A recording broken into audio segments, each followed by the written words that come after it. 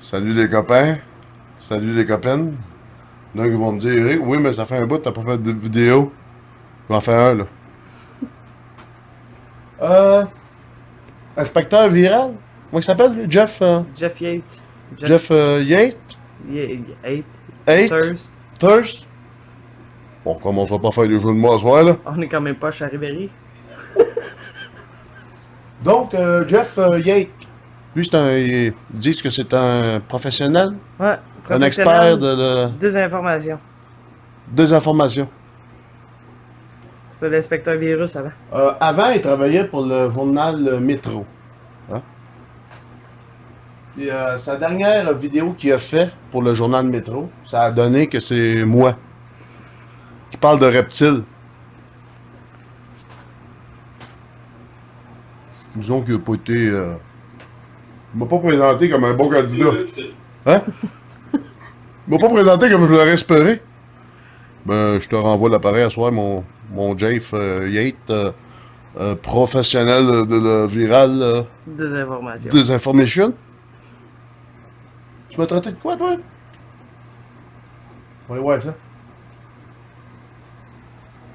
Énormément aujourd'hui, on voit qu'il y a un homme qui dit que la journaliste Sophie Thibault est en fait un lézard parce que bon, il y a une vidéo d'elle et ça, il y a quelque chose de bizarre qui se passe avec son cou. Ça a été vu 172 000 fois. Mais en regardant la vidéo, j'ai remarqué quelque chose de bizarre. Et en fait, je pense que c'est lui, le lézard, parce que vous allez voir, sa peau change de couleur. En tout cas, on n'ira pas plus loin. Tu me traites de lézard, toi? On va aller voir ta présentation, toi, Jeff Yates. Ta présentation que t'as par rapport à ton ancien travail au journal Métro. Tu te présentes comme ceci. Là, tu m'as traité de reptilien? On va aller voir ça.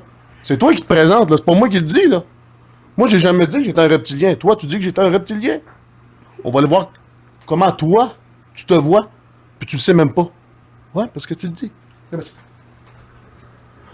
Fausse question. T'es qui, toi?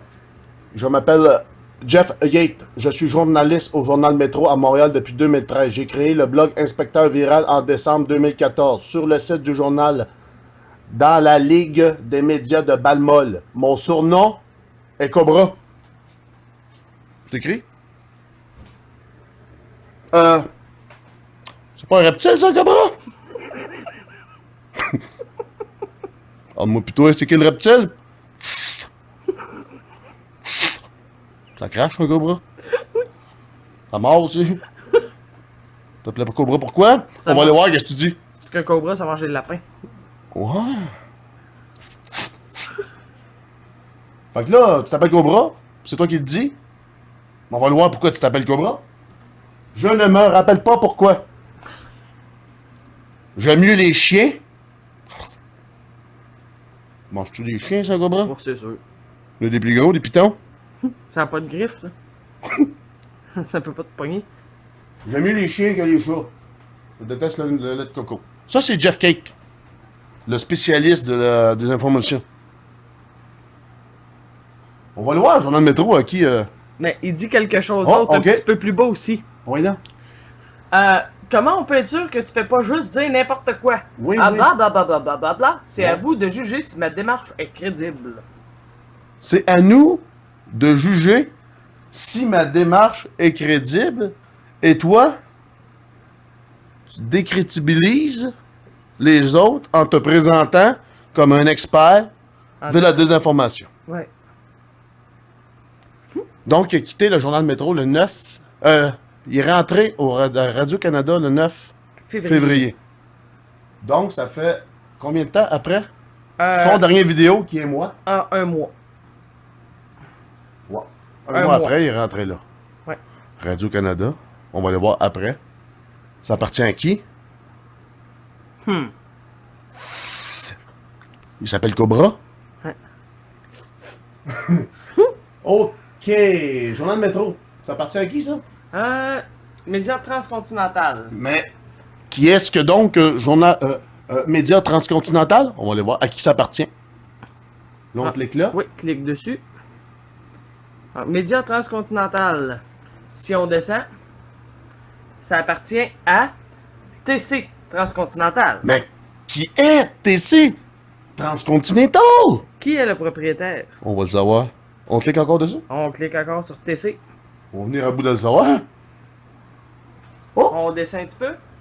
Ah, société anonyme. Donc, Journal Métro, c'est pas juste Journal Métro, hein, il y a beaucoup de... Ouais. Hein, on l'a fait le Beaucoup, tour beaucoup de tantôt, journaux. là.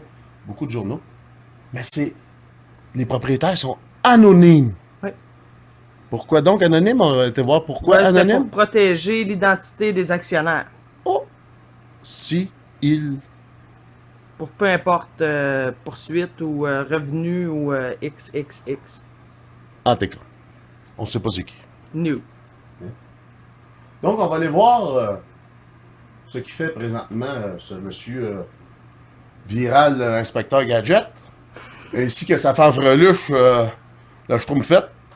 Hein? Une chemise de chasse et une tuque sur le bout de la tête. Ça fait penser à mon père. Mon père s'habille bien. Ça doit être la mode. Donc, eux autres parlent de désinformation. Que plusieurs fois qu'elles auraient influencé les résultats des dernières élections américaines.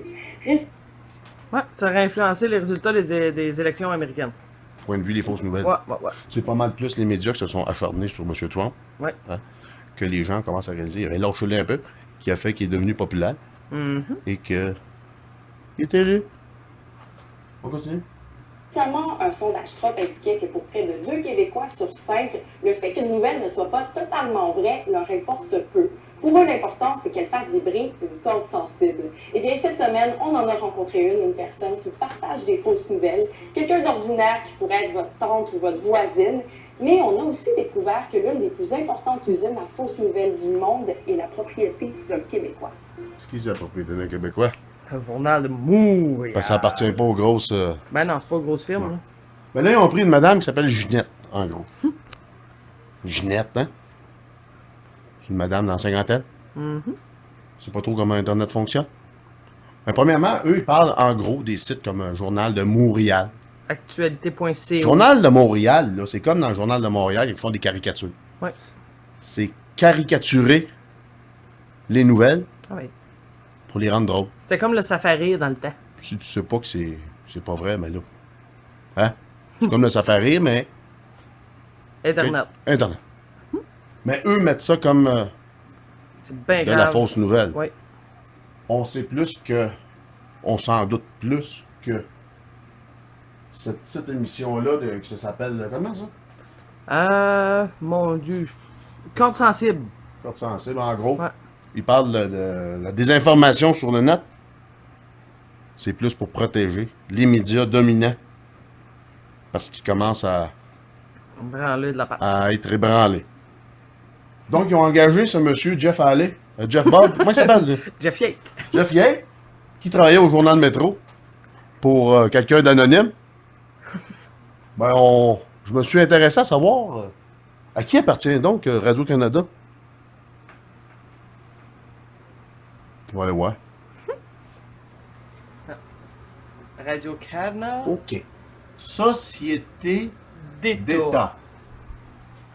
Là, on peut faire un petit lien niaiseux. Il a été transféré à Radio-Canada aussitôt que j'ai parlé de reptiliens.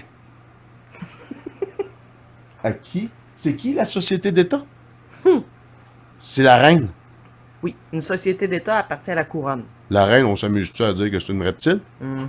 C'est un Adam qui a été engagé tout de suite après? Oui. En tout cas. Mais par qui c'est géré les sociétés d'État? Oui, on va aller voir. Par qui c'est géré, ça, les sociétés d'État? Clique à droite, ouvre-les sur un nouvel onglet. On va aller voir ça. Société d'État. Société de la couronne. De la couronne canadienne? Oui. En théorie, les sociétés de la couronne opèrent en proche collaboration avec le gouvernement. Toujours en théorie, le gouvernement n'a un contrôle que sur le budget et la nomination des officiers supérieurs. Et membre du conseil d'administration et directeur. Donc, Radio-Canada est géré par la reine, ainsi que le gouvernement fédéral Et et provincial. provincial.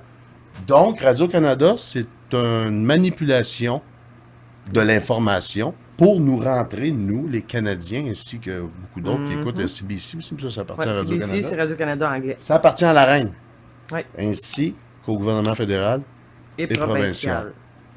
Donc, tout ce qui nous rentre dans le ciboulot, c'est de l'information qui fait en sorte de contrôler la masse canadienne. Ouais. C'est pour ça qu'il y a des gens qui disent « Ouais, mais pourquoi ils ne parlent pas dans l'autre pays, c'est passé ça? » Comme en Islande, hein, quand ils ont fait renverser le gouvernement, ils nous en ont pas parlé. Ben non. Ça serait dans le désavantage d'en parler, parce que nous, on aurait dit « Oh ouais, on peut faire ça! » Mais non, c'est pour ça qu'ils gèrent les médias, point de vue Canada, pour nous contrôler. C'est le même dans tous les pays. Oui. Vous montrer à quel point que c'est vraiment gouvernemental, puis que ça va jusqu'à la couronne, vraiment que Radio-Canada est contrôlé de A à Z par les hauts de ce monde, hein, on peut dire. On va aller voir le président actuel de Radio-Canada. Son Wikipédia. C'est Hubert Lacroix. Hubert Lacroix, 61 ans. Je t'en fous pas mal. Ce qui nous intéresse plus, c'est de où il vient. En gros, gars, il est donc mon petit bébé. Il a été désigné président pour dans le fond, directeur de CBC, donc Radio-Canada, effectif le 1er janvier 2008 par le premier ministre Stephen Harper en novembre 2007. Donc, tous les présidents de Radio-Canada sont décidés par le gouvernement actuel, Oui. qui fait en sorte que c'est décidé par Par le plus haut, la reine, Oui. le crapaud. le crapaud d'or. On va aller voir même, ça a toujours été gouvernemental. Mhm. On va aller voir les anciens. Oui.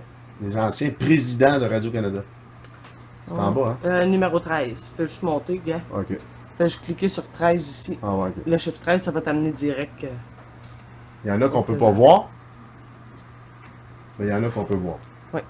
C'est-à-dire les autres, ils n'ont pas de Wikipédia. C'est Exactement. quand qu'on peut aller voir? Il y a Juno, il y a Veilleux, Juno. hein? Pierre Junot. Il faisait partie des fonctions Oui. du gouvernement. Oui. C'est où que ça le dit, là? Si on regarde, il était ici, Ministre des Communications du Canada, dans le gouvernement libéral. le gouvernement libéral, Premier ministre Pierre Trudeau, ça c'est le père. Ouais. Ça, c'était Tipette. Ouais. Tipette. Ouais, ça, c'était Tipette. Mais en gros, allez fouiller dedans. Tous les présidents de Radio-Canada étaient dans le gouvernement. Oui. Donc, tu peux pas avoir C'était tous des fonctionnaires. des informations plus contrôlées, Plus filtrés. plus filtrées que ça. Exact. Ça vient directement du haut.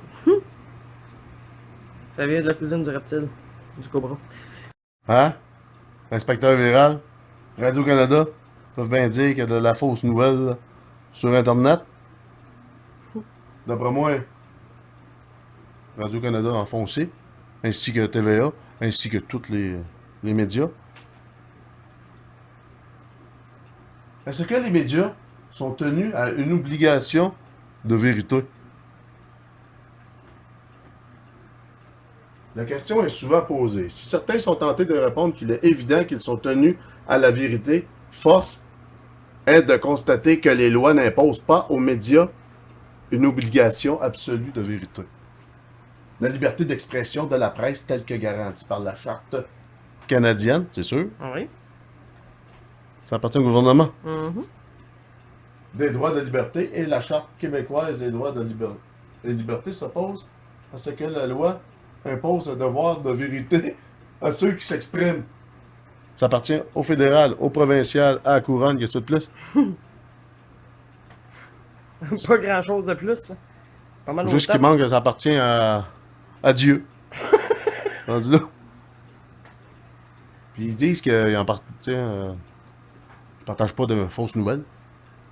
Ben, qu'ils disent de vérifier nos sources. Ben, je sais pas si vous vous souvenez. La fusillade, là, À mosquée, à en Sainte-Foy. mosquée, il disait qu'il était deux. Oui. Puis même l'inspecteur Viral avait fait une vidéo de se méfier des fausses nouvelles à propos de cette fusillade-là, qui était pas deux, était un. Oui. Mais c'est Radio-Canada Qui dit qu'il était deux. qui disait qu'il était deux. Puis ils disent de pas Propager des fausses nouvelles. propager des fausses nouvelles ou de pas partager sans savoir si c'est vrai. Je l'avais déjà parlé de ça, là. Ah, bonsoir, monsieur. Ça, c'est un, Bonsoir, madame. ça, c'est un témoin qui était dans la mosquée. Oui. Il a tout vu. Lui, il disait qu'il était deux cagoulés. Ouais.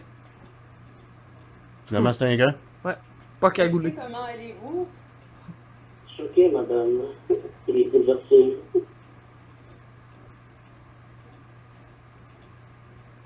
En tout cas, je vais mettre le lien. C'est Radio-Canada qui avait Ouais. partagé l'information. Il était Mhm. deux, avec le témoignage d'un gars qui était dans la mosquée. Après, ils disent que c'était peut-être juste un choc, là, c'est parce que là, il a pas vu comme faux. En tout cas. Hein? Donc, pour faire une histoire courte, globalement, de tout ça, là, notre ami Jeff Gate, alias le Cobra, expert en chimie de la recherche de fausses nouvelles. Lui, en gros, il travaille pour le haut pour contrôler la basse-cour du bas. Ainsi que son acolyte, pas son alcoolique, acolyte,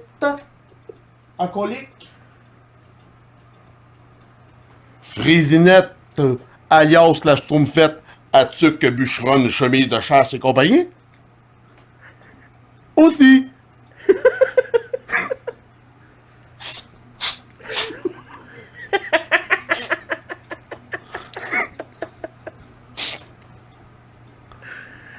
Moi, je me dis que Radio-Canada manque de budget. Fait fret des studios. Fait penser à mon père. Mon père, il fait ça, hein. Pas ta tuque sur le bout de la tête. Ça doit être la mode. Je ne juge pas. Sur ce dit...